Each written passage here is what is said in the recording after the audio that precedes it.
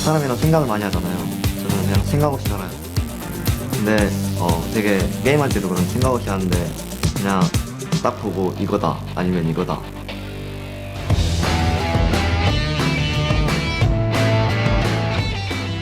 Welcome back to the World Championships, coming to you live from Los Angeles, California. Coming up in just a couple of minutes, it will be Ozone taking on Mineski for a shot at the quarterfinals. But first, I'm happy to be joined by Gambit's Alex Ich. So, Alex, let's talk about that match versus Vulcan, Alex, because I feel there was a bit of a gift given to you there, and around that Baron pit. What was going through your mind, A, towards the start of that game, and then B, when that Baron fight started out? You just told me you were really nervous at that time.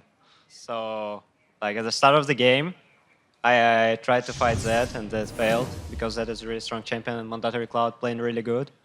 So after that, they got a lot of transitions over the map because it was 2v1 lanes and we couldn't react on time. And they picked up like several frags, and we were falling behind.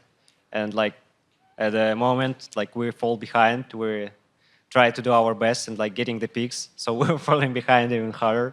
And when there was Nashor fight, I understood that it is like the last chance. So, you know, I don't, like watching the fight there, you know, I played it so bad, but still like we got the Nashor, and after that we could snowball the Nashor.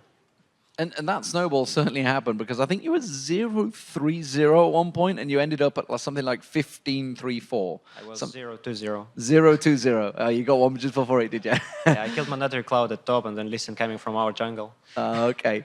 So, obviously, we just saw the team going off stage there. Some smiles coming from Diamond and Darian and Genja, but yourself, you were not happy with that performance. I don't know. I would never be happy with like the gift. The only way we can like fulfill this gift is winning the tournament. And obviously, if Ozone do go ahead on this one, how confident are you feeling up against them? You won one in terms of sets, but obviously you've not really, as a team, been playing great today. I think that our main problem is our early game, but Ozone's early game is shaky too. And after that, I think that will all depend on the transition into mid-game. So we will see who is better this time. And has Groove backstage been giving you any words of wisdom? I know you just said he was a little bit older after that match. I haven't seen him after the game, but I think he's 10 years older now. So if we lose one more, or we'll be close to lose, you know. And how do you feel, obviously, you know, you've gone 0-2 against Fnatic. Obviously, you've seen these guys playing all the season. What do you think has been the turnaround for those guys? Because they had a shaky season, I think it's safe to say. Managed to get second place after, ironically, beating yourselves in the last game of the summer split. Do you know, what do you feel has been their turnaround? And is there anything that you guys can take from that? I don't know. I think that Fnatic is playing really good. Like, they're a really strong team. They fixed like all their problems during the LCS. I don't think that they paid that much attention to LCS. They only needed like to get through.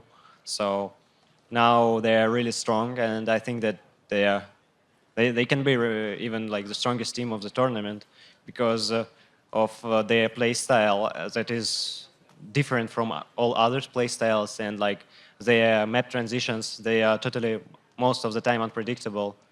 And I feel like it's even if some team wins Fnatic, I think for us it would be easier to play that team than Fnatic. And finally, obviously, you guys, you've got a lot of fans staying up here. There's also fans here for you as well. Anything you'd like to say to the fans back home in Russia? Nah. Nah. I don't know. I think that the only thing we should say to our fans is thanks, and don't flame us that hard for our super games. And I hope that we can show that we deserve the place here, and we can still win and like get to the quarterfinals and show good games there. Well, best of luck. If the tiebreaker is to happen, best of luck against Ozone and with possibly the rest of the tournament. Right now, though, we are going to head back over to Quickshot and Freak for the Group B finale. Thank you very much, D-Man. It is time for the 20th and final scheduled match between the Group B teams, and it features Korea's Samsung Galaxy Ozone taking on Southeast Asia's Mineski. If Ozone wins, they earn a tie for second place, and they trigger a one-game playoff with Gambit for the second Group B berth into the quarterfinals. If Ozone, however, lose, their time here at Worlds is over. And I agree with the analyst desk here. I think we're likely to see Ozone pull out the most standard, safe, and comfortable composition possible. They need to win this game, but at the same time, they don't really want to reveal whatever they've been planning for Gambit, because they know that was a likely eventuality here. They knew their opponents coming into today and had their plans. On the other side, for Mineski, this is their last game of Worlds no matter what. And this is their last chance to make an impression. Now, the last game they played against Fnatic, they put down a really interesting composition with 4 supports and a Varus, but they could also go down in history books as we stole your quarterfinal spot away from Ozone. Like, you know, this was a Doublelift's dark horse, and if there's ever a time to come in from the very back, from 70 furlongs away, it's right now for Mineski. I don't even know what 70 furlongs are. So with that note, let's Very check far. out the starting lineups, guys. On the blue side, it is going to be Samsung Galaxy Ozone. Looper's going to be up in the top lane with Dandy in the jungle, Dade in the mid lane, Imp is your AD carry, and Mata is your support. And on the red side, it's Team Mineski with Snore in the top lane, Kaigu in the jungle, the crowd behind them, Yume in the mid lane, EXO on AD carry, and TG on support. Yeah, they've definitely won over the support of the local crowd here. And, you know, they put on a great show against Fnatic. But the question is, can they transition from showman to victoryman if they can pick out a win here against Ozone? Because now I feel there's something that they can have first-hand impact on the tournament.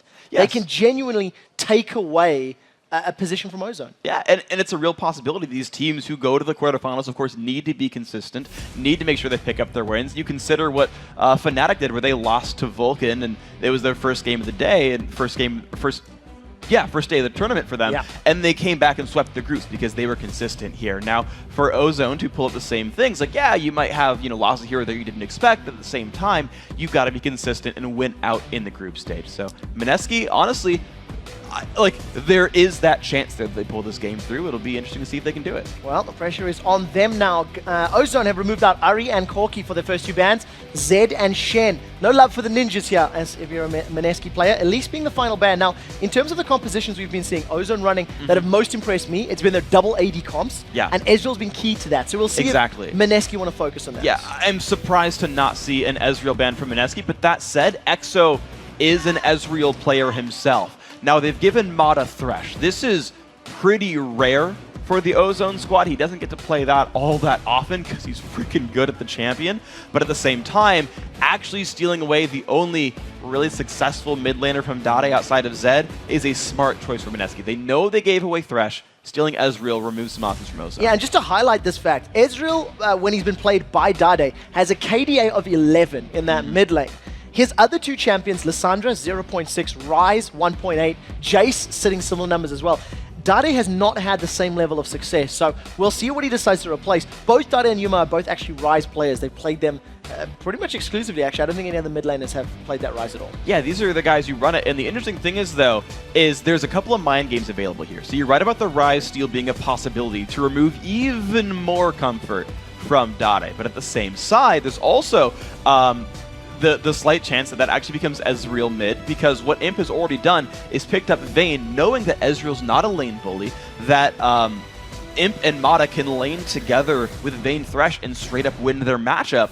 And so you've got Mineski saying, okay, well, we're going to go aggressive here. We're going to lock in Leona. We're going to try to bully out Imp. We're stealing away champions from Dade. And Mineski are putting together a very real composition that is looking to play very aggressive. All right, we'll see how this works out for them. If this is going to be a jungle eve, it'll be Dandy's first different jungler that is not Elise or Jarvan the 4th. Elise was banned out, Jarvan was taken, so natural transition to go to another sort of early game, strong ganking jungler, especially without Lee Sin being in there. We do see that Leona and Karma have been locked in. Maybe a top or mid lane Karma. Well, I've actually seen a fair amount of top lane Karma. She's been actually picking up a fair bit of steam and works pretty well. She's actually very good at dueling. And is deceptively, like, trolly at low health, because if you empower the W, you get, I believe it's 15 or 20% of missing health back immediately, and then again at the end of the tether after about 2 seconds. So there's actually a lot of power there in the Karma matchup, and then also can help the team initiate with the empowered Soul Shield, and there's a lot of interesting gameplay there. So I'll let them chant, I think. I think it's worth it. If anyone's going to let them chant, it's going to be Freak. Mineski, you have to round out the composition. The rest of Ozone, though, they've locked in the Oriana, they've locked in that Zac. So you've got a little bit more of a standard composition here from Ozone. They've got very clear initiation. They've got a ball delivery system. They've got a stealth ball delivery system in the form of Eve, which can work out very well if they decide to go that route. On the other hand, that's a lot of sustain and utility and mobility. Yeah. Is this a kill lane? Oh, no. Oh, I've seen this before. This is old school. Jarvan Leona. This is a possibility. We still have to make sure 10 we see seconds what's on the going clock. on. Yeah, Jarvan Leona is an old school kill lane, and man, can you dunk on people with that. Now, the 2v1 matchup is not great because he's sitting there on top of a turret, able to get harassed away by the opposition. Leona's especially bad at 2v1s, but if they find the 2v2, it's gonna require some ward control early game, but it's a fun lane. Well, the 20-second countdown has come into play. They cannot swap. It is going to be a kill lane, ladies and gentlemen. And while the teams take to the Rift, let's check in and see who you guys predicted to win this matchup. According to LOLesports.com, 87% of you guys think that Ozone will earn a tie with Gambit and force that one-game playoff for that spot in the quarterfinals. And all of our analysts agree as well. It's the likely setup here, of course. Ozone they won the last time these two teams met. Ozone has the better record overall. Mineski, unfortunately, are yet to win a game. But they're pulling out something different. They're pulling out something special. It's hyper-aggressive, and you never know. Well, let's talk a little bit about this composition. Mundo in the top lane. Karma in the jungle, channeling his inner diamond procs, as it were. Leona Jarvan as your kill lane. Mineski are pulling out an oddball composition in their very last game here at Worlds. Yeah. And if we've seen anything from the Koreans at the beginning of the tournament, is that they weren't necessarily maybe as prepared coming in, at least as the general consensus. They didn't expect it. And if they don't expect this or don't know how to play against this comp, this is Mineski's way to maybe pick up a victory. Well, keep in mind where a lot of these champions came from. Diamond was the first guy that we saw in competitive bring out jungle Karma. And what he basically did is have really good gank pressure, really good wave clear if you wanted to defend a 2v1, and then just kind of became a mage halfway through the game. And that actually worked pretty well overall. Now, top lane Mundo, I actually see a fair bit from the Chinese teams, from actually the two that are actually in this tournament here. And I don't see them really cross over a lot into the Korean scene. So these are champions that SSO has to kind of respond to on the fly and hope they have the right read on what they'll do in this game. Well, we'll have to see how well Mineski control vision in this game. Whenever you're dealing with a jungle leaf, those pink wards become so incredibly important. And we've actually seen Ozone fall prey to a jungle Eve once this tournament already. Mata not really keeping up the amount of pink wards he needed to. As it stands, Mineski, a little bit of an early punch, as it were, just to get a slightly deeper ward, but they aren't going to push further. As it stands, Mineski back away. Both teams fully aware of their opponent's positions. And the interesting thing is about this, because we talk about being aware of positions and trying to find the matchups you want, it wouldn't be the worst thing in the world for Ozone to actually forcibly 2v1 mid, because or just put their dual lane mid, because the lane is so short, it's very hard to chase down champions with Jarvan Leona. There's not a lot of room to force ganks in there either. And I think that's really the only way Jarvan Leona would succeed.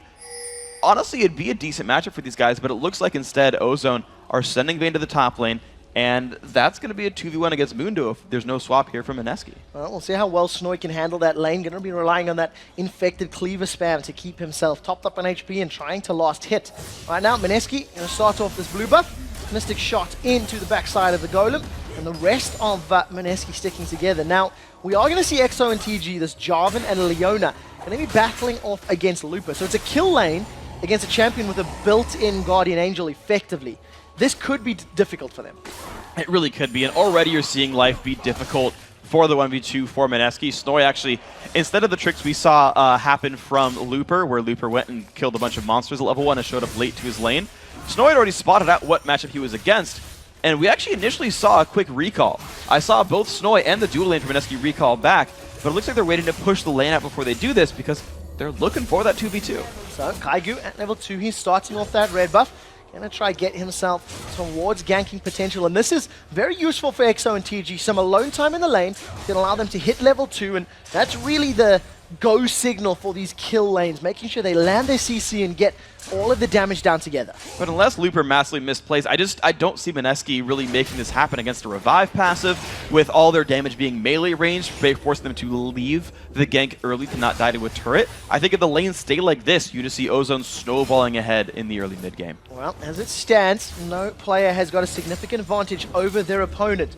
We do say Yume hanging out in that mid lane against Dade's Orianna. Snoik takes a little bit of poke through that flay. And of course, keep in mind that Orianna versus Ezreal, the auto attack damage is actually pretty good for Dade thanks to the passive of Orianna, that clockwork wind-up. It hits pretty hard.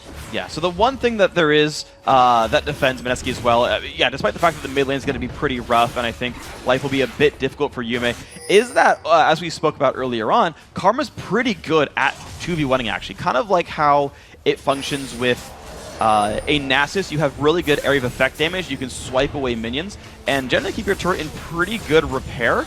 So there's a potential that there's some parts of this that will work in the 2v1. Well, we do see that TG's decided to roam. He's trying to help out Dade in the mid lane. The question is, has the Zenith Blade been used? Does land a stun onto Dade. They're dropping him low. 50 HP. Yume secures first blood. They picked on Dade. Dade's a member of Ozone that's struggling. EXO and Looper now trading knock-up into knock-up. But there's no mana on Looper, so he's going to continue spamming those abilities, or EXO has to manage his resources. And this is a great adaptation by Mineski. They swapped their lane out knowing there's no kill potential here, but EXO forced to run, he'll survive. Okay.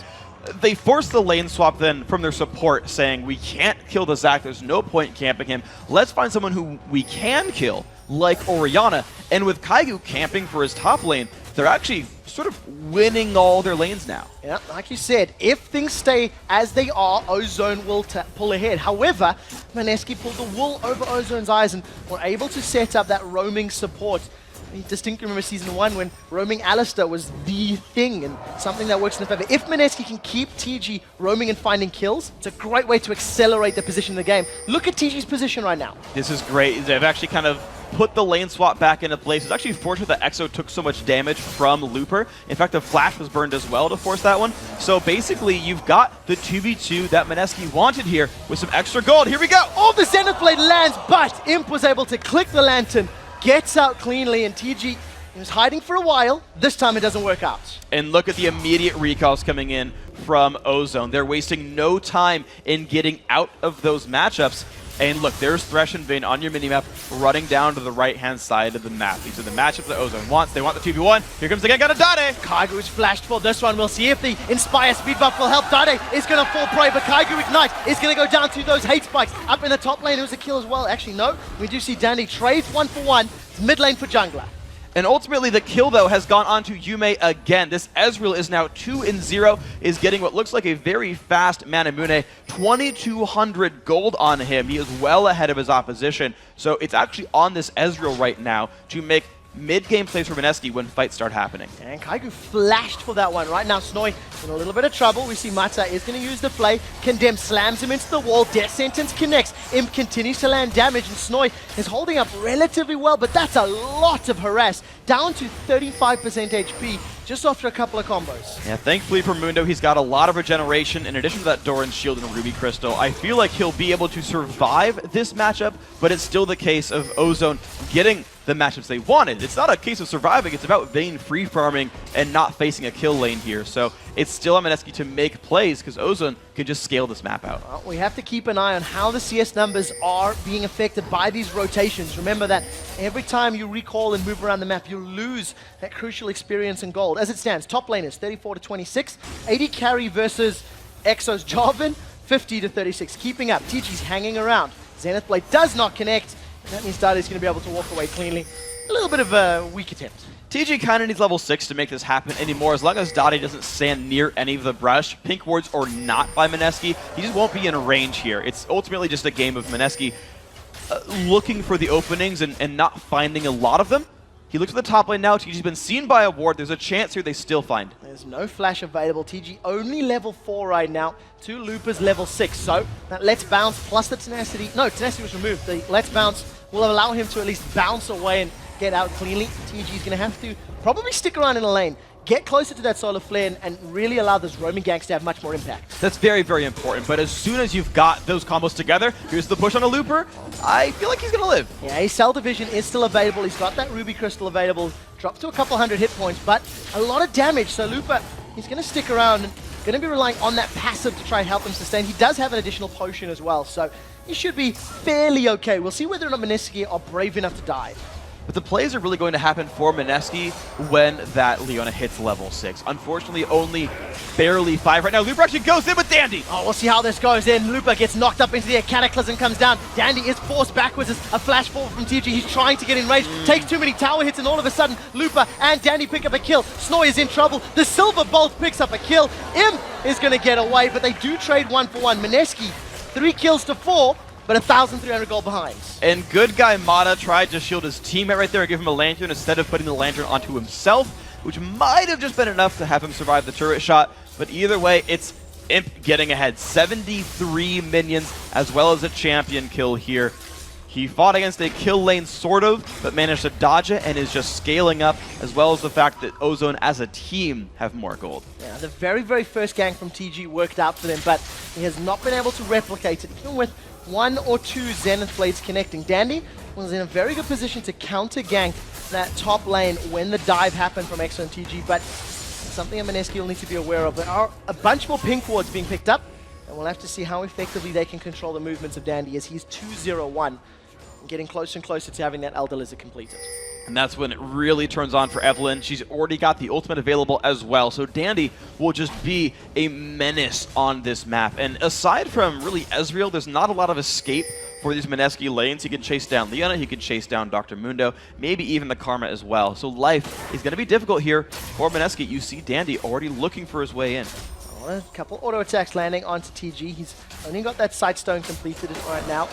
You see Dandy walking over, but that's not a pink ward. He's not being spotted. TG's gone in. Zenith Blade lands, but here comes Dandy. That is TG just removed from the map. One more hate spike will secure it. The rest of the team continues to dive as Dandy is going to be tanking this one up. Here comes Kaigu. Is going to get the shield here from Kaigu. Imp is going to get rooted in place. EXO has flashed out cleanly. That's the first kill into Dando. Exio is still alive. That's a double kill for Kaigu. The shield of the Inspire able to keep him alive. Yume trading with Dadi in the mid lane, but a great counter gank there by Kaigu. Very impressive right there. The play by the jungler, the turnarounds for Karma, and that's what you get for biting off more than you can chew. Now Mineski, with Smite available and pink ward control, are looking to push forward in this mid game. It's control over Dragon. Should be theirs. EXO is very low on HP. Dada and Mata do have the Shockwave available to make use of. So if Thresh lands a hook, that's your ball delivery. Command attack. He flashes away from the Shockwave. Dragon is still up. The knockup does not come in. Now EXO forced to back away. Solar Flare lands but doesn't connect with anybody. They trade 1 for a Dragon.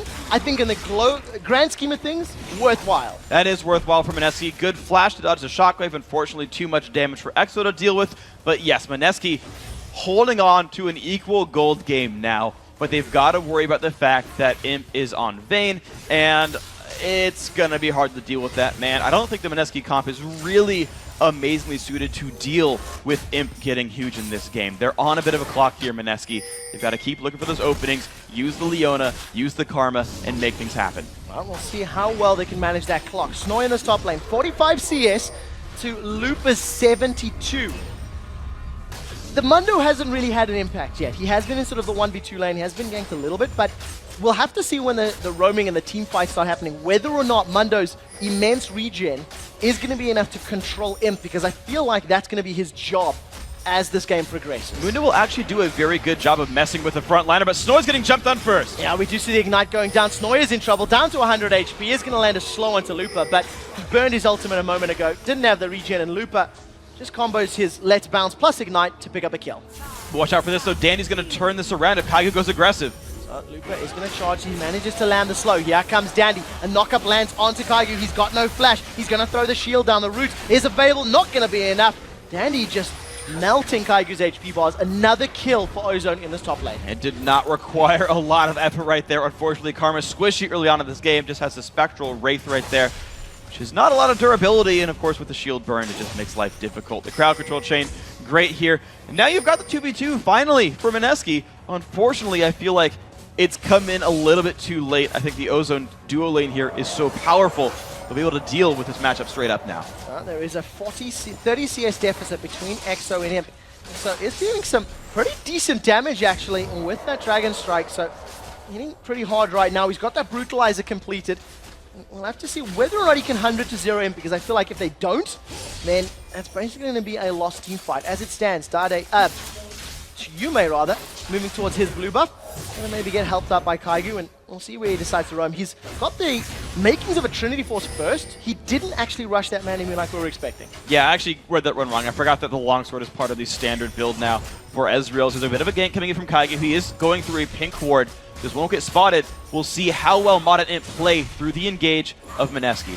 Solar Flare is so important in the setup, but you can see Imp and Mata realizing something's up. There's a number of pings onto the bottom brush. Dandy has now been called in for backup, and Imp and Mata now playing bait duty. We'll see him coming in. Zenith Blade doesn't connect. Mineski still continue this one. The box is down. Solar Flare locks up Dandy and Mata. A knockup. Great coming down from EXO. He's removed from this fight, and the support of Mata is down. Now we see Imp has not been touched. His Kaigu is killed. That's a double. That's going to be another kill for Dandy. That just was too easy. A 3-for-1 with Mata locking him in the box. Yeah, in this case, imping is easy because all the damage went through onto Mata. He valiantly tanked it up for his team, and the Vayne was just left untouched, able to just deal damage to that front line. Even Yume tried to help. He tossed the True Shot barrage down, but it's just...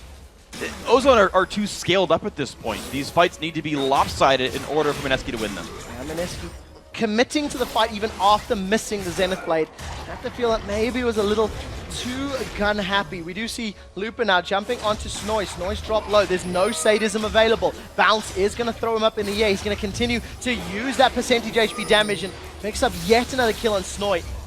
This Mundo pick really not working out for them in the early stages. Unfortunately, no. Looper had a much better time of this. Was never under pressure in his lane. You actually had seen TG roam out. So Looper has been in a 1v1 almost the entire game. But goodbye, Yume! Yume going to go down. Dandy with the hate spikes is definitely going to lay down the pain. Now we see a flash forward. He manages to get another kill onto Kaigu. TG forced out of the engagement. The Haunting Guys plus Elder Lizard and all of the damage on that hate spike. Dandy 7-1-3. He's a scary, scary Evelyn. He is, and unlike what we've seen with Lee Sins and utility junglers getting ahead where they will buy a Sight Stone or they'll buy an Oracle with mobility, Dandy's like, my utility, my crowd control is death. If you're dead, you don't deal damage, you don't run away, you don't cast spells. I'm just going to get some Magic Pen and crush your faces. And that's just fine and dandy for the Ozone squad. It's the most uninterruptible form of crowd control. The death. Imp right now. Revive Teleport, that one works. Revive Teleport. Right now, Imp, he's getting to focus down this bottom lane tower. Is another minion wave conga lining its way up. He's deciding to just focus this down, picking up the CS as and when he can. With the aid of Mata, going to be able to at least defend any sort of counter engages. Now, Ozone, 7,000 gold in the lead. We do see a Looper invading. He's managing to force away EXO. EXO does smite that red buff, but it doesn't go to a more priority targets. And at least he got to secure it, though. And another fight coming up. Actually, Dandy walking right in there. And you can just tell how much presence Dandy has on this map. Everyone's got to fear just the Evelyn being there. She will win any 1v1 on this map. This is officially Dandy's map. He can go and come as he pleases. There's a little bit of pink wards down for Mineski, but there's actually more pinks on the map from Ozone than from Mineski. So Mineski aren't even aware of Dandy's movements across the map, which is why he's had such great success on his kills and managed to get himself into this very powerful position. 14 kills to 6 right now. Dragon will be respawning in 10 seconds. Ozone waiting on the doorstep.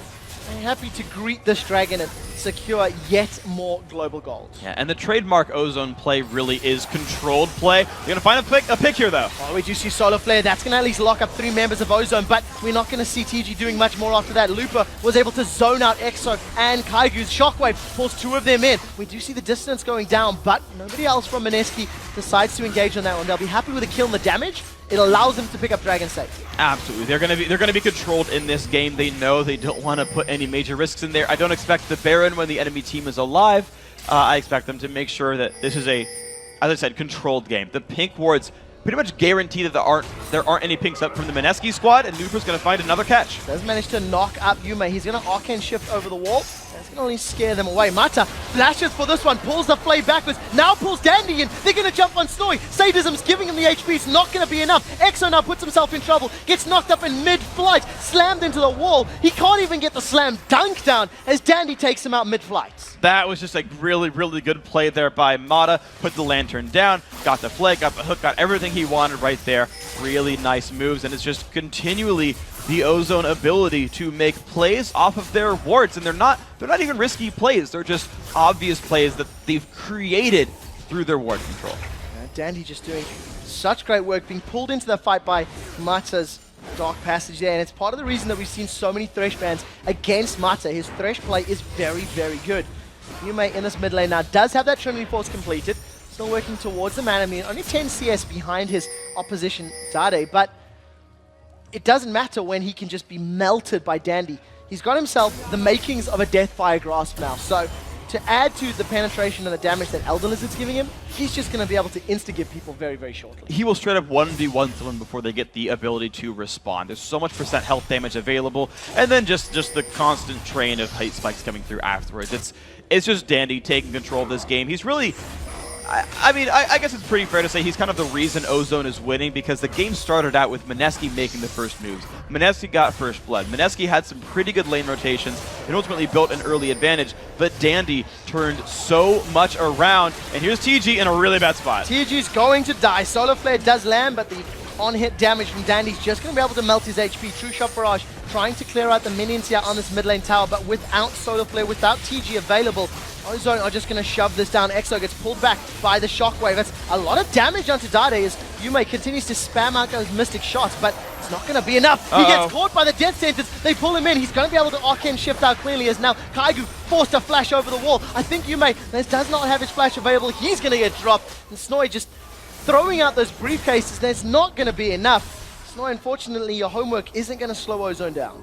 No, the briefcase is not powerful enough. Lupert is jumping in on top of a turret. This is a little more than he needs to do. Forced to flash away. Oh, MSK gonna go back in for this though. Yeah, they're gonna be able to pick up a counter kill here. Lupa definitely biting off more than he can chew. However, here comes Dandy and Dade. They're gonna re-engage with Imp as well. They actually pick up the first kill onto Snoy. We do see Zach going down in the background as it's flag and drag from EXO. Tries to get him out, but a triple kill for Dandy. Yeah, they got to give him enough gold for his DFG for sure. Yeah, they got 4 kills for that, Zach. I don't think that was really the plan to bait it out, but at the end it worked. The rest of Ozone came down, and they're just ahead by this point. This was Ozone, and specifically Dandy, completely controlling the first 10 minutes of this game, and now he's just being rewarded with sacks of meat that are easy to kill. Evelyn are making widows. Even catches Yume in the background. Yeah. Dade almost able to pick up a kill there, but is going to back away cleanly. With the blue buff and the cooldown reduction from Athenes, he's going to be able to at least get that back up and available in the not too distant future. Yeah, Evelyn really doing her job there. The Widowmaker just killing people over and over and over again. You're seeing the score lines just look worse and worse for the Mineski squad. Now keep in mind that Dade had started this game 0-2 because of 2 very successful ganks. Yume started the game 2-0 because of those moves made by TG, and then nothing's really happened since for these guys. Everything's been a reaction from Mineski. They've been unable to find and pin out Dandy. They've been unable to force any more issues here. Ozone are just completely in control. I want to know how long they take to close one out though, because they don't have to do much. Well, not much longer by the shade of things. Dade in the background is going to survive. Command Protect is going to keep him up. We do see the first 2 members of Mineski being dropped. Kaigu is going to be the 3rd. That's a triple kill for Dandy. We do see Dade securing the 4th kill as now Snoy is forced back into the engagement. Snoy's going to go down. And that's Mineski trying to pick a fight, thinking they have the numbers advantage. But their opponents had a 10,000 gold lead. They didn't even get Dade. Not at all. 13,000 gold now the lead. They're going for Baron as well. And at this point, yep, that's a safe Baron for you guys, Ozone. It's impossible, literally impossible for your opponents to steal it. That's going to be another secured advantage here for Ozone. And I think we're pretty secure in saying they're looking forward to a rematch against Gambit for the final quarterfinal spot. Dade even using his Shockwave there to apply more damage to the Baron. And as you mentioned, Freak, once Ozone decide to push down the Nexus, it is going to be a best of 1, Ozone versus Gambit. The winner of that match advancing to the quarterfinals. We do see EXO is caught between a Vayne and a squishy Lupa. And you see Lupa doesn't manage to land the knockup. EXO gets out cleanly. 120 CS in this kill lane of Jarvan and Leona really not working out for Mineski. They got first blood, but it didn't work out from there on out. Yeah, I gotta still hand it to TG for that mid lane rotate. It worked very, very well. But the problem was Ozone outplayed the lanes. They managed to hide the Vayne Thresh lane. The aggressive wards didn't really come out for Mineski. They didn't spot where the dual lane was going, and they didn't really get to ever push and recall and find the matchup. When they did find the matchup, Ozone recalled within a single wave. The counter pick never existed for these guys, and Dandy just kept making everything happen.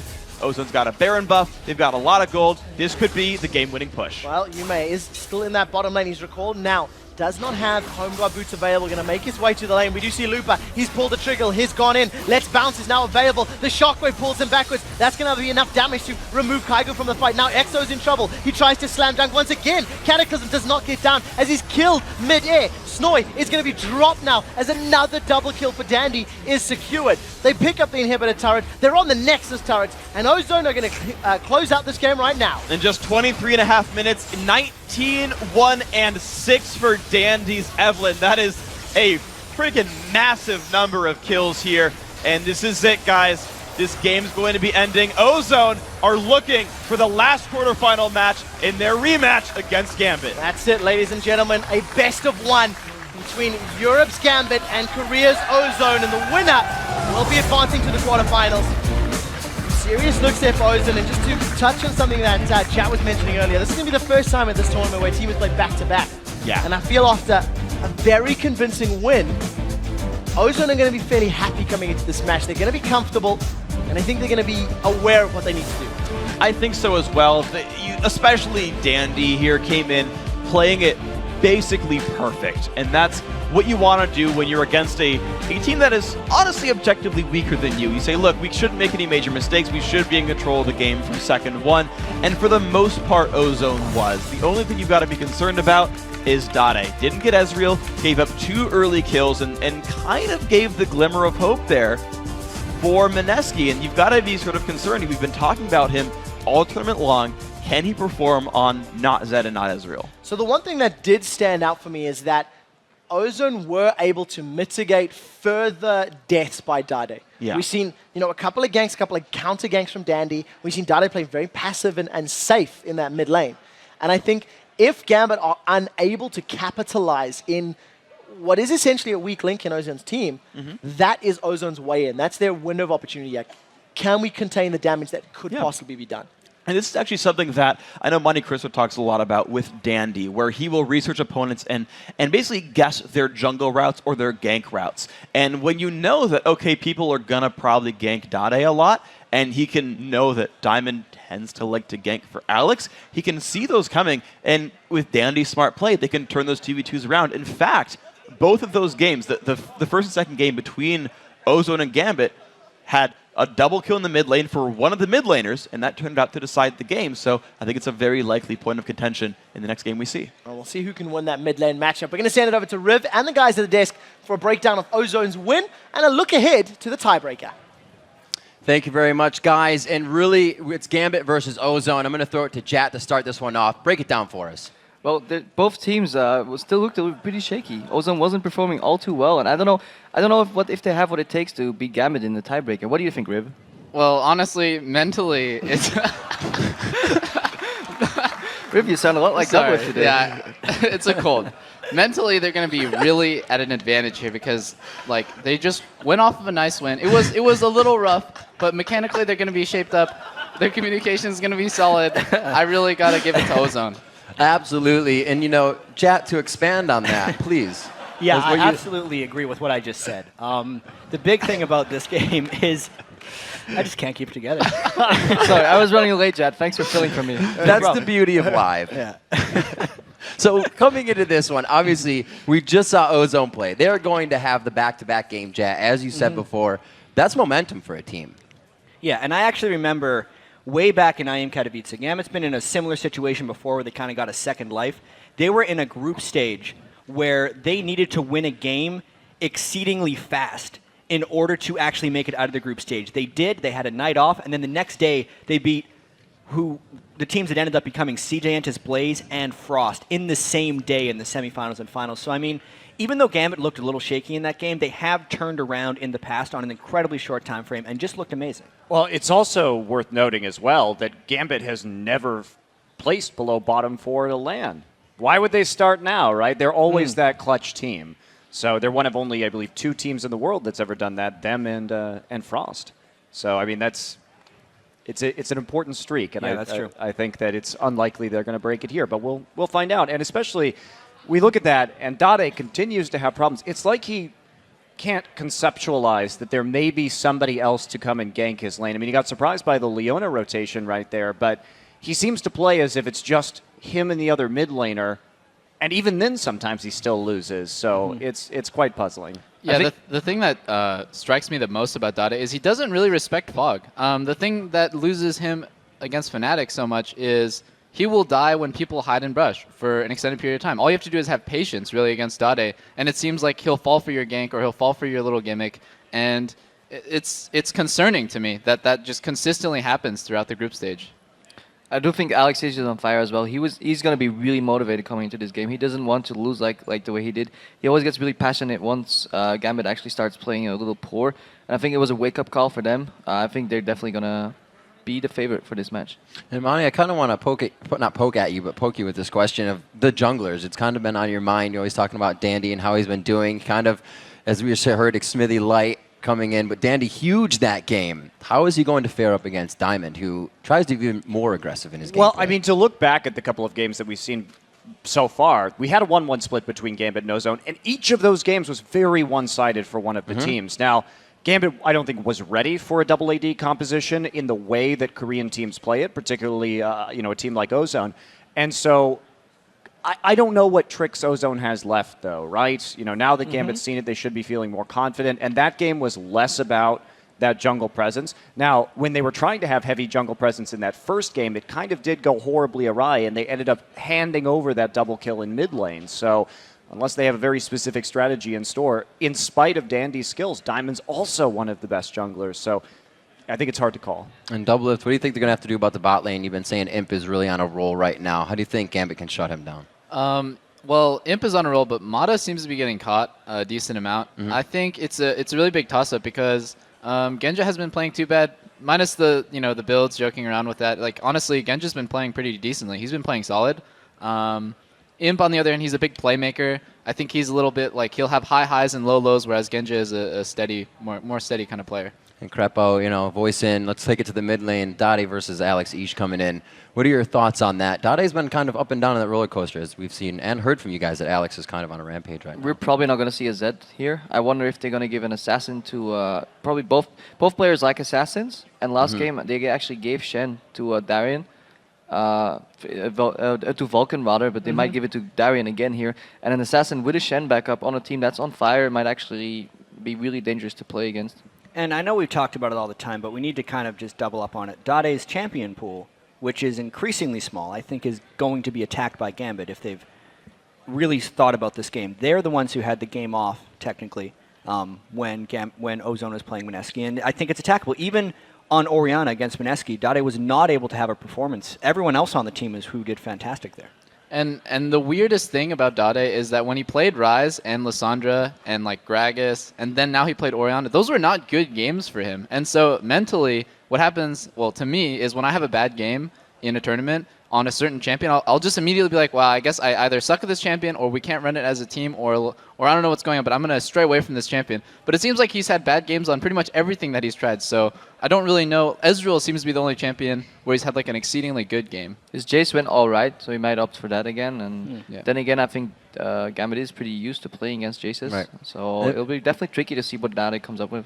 And Doublelift, what leads the team into that choice? Is it premeditated? Like, at an MLG choice, when you played Urgot and you were like, man, this Urgot 6 item isn't something I want to play again before. We need to win early with that. What goes into the choice of saying, we want to play Urgot this game? Well, generally you just consult with each player on your team and you're like, hey, what are you comfortable with? What do you want to run? And what champions do you want to run with this, like, for example, an Urgot comp or whatever they're going to run for mid, an Ezreal comp, a double AD comp like that. And the person will tell you, I'm either A, comfortable with this, or B, uncomfortable with this, and let's like do something completely else and change the team comp because I'm just not comfortable. So it just depends on whatever Ozone wants to do. And I think it has a lot to do with their coaching.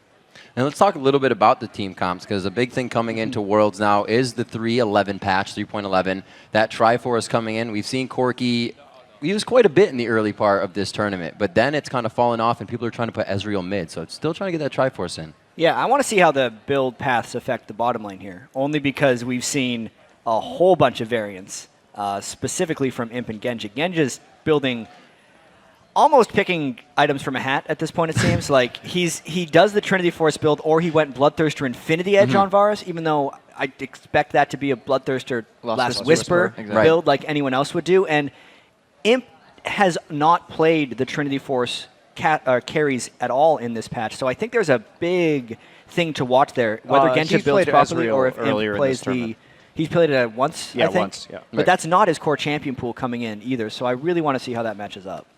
I really hope Genja will rather go for like the BT builds, because generally he does really well. If you look back half a year ago, for example, he was playing a lot of Misfortune, and he would even go up to 2 Bloodthirsters and just wreck with the AoE ulti. That's actually something they might actually bring back for a concise team fight. He has tried the MF so far. I think the strangest thing about Imp is the fact that people regard him, well, at least me and pretty much everyone I've ever talked to, has regarded him as the best Caitlyn they've ever laned against. He's really, really good at Caitlyn. And he had a really good game coming into the group stage on Caitlyn too, and he's obviously a contender for like top Vayne in the world. So I don't see why he doesn't just stick to those guns. He's really straying away. You saw him go like Trinity Force Kog'Maw, kind of copying Genja, and he's just had a lot of variance in his champion pool. The whole team has had a whole bunch of variants. I mean, I almost want to say both teams have had a whole bunch of variants. I'd say Ozone has been the shakier of the two, because Gambit is always unpredictable and just does crazy things, which consistently leads to a lot of variance in the games, but that's not what we were used to from Ozone. Yeah. All right, gentlemen, we've got to take a quick break. We do have that game coming up. When we return, Samsung Galaxy, Ozone, and Gambit face off in a one-game tiebreaker with a trip to the quarterfinals on the line. But first, we turn up the sounds of the game and listen in as Ozone tries to hook up Dandy with the pentakill. 펜타. 아, 다네. 펜타 먹는 건데. 펜타가 어딨어?